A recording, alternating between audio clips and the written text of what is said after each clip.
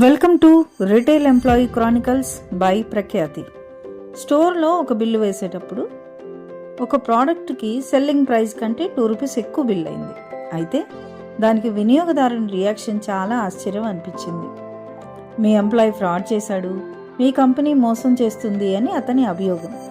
My dear friends, A retail company కూడా ఎంప్లాయీస్కి కస్టమర్స్ని మోసం చేయమని చెప్పదు.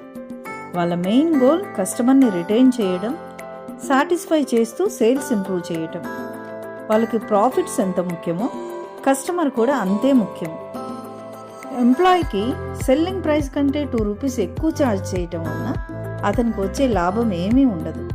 ప్రైజ్ సెలెక్షన్లో యాదృచ్ఛికంగా జరిగిందే కానీ ఉద్దేశపూర్వకంగా జరిగింది కాదని గుర్తించండి. కస్టమర్గా బిల్ చెక్ చేసుకొని క్లారిఫై చేసుకునే రైట్ మీకుంది. జరిగిన మిస్టేక్ని రెక్టిఫై చేయాల్సిన బాధ్యత ఎంప్లాయీకి అండ్ కంపెనీకి ఉంది. మీకు ఎప్పుడైనా ఇలాంటి విషయాలు జరిగితే మీరు ఎలా స్పందించారో కామెంట్ చేయండి.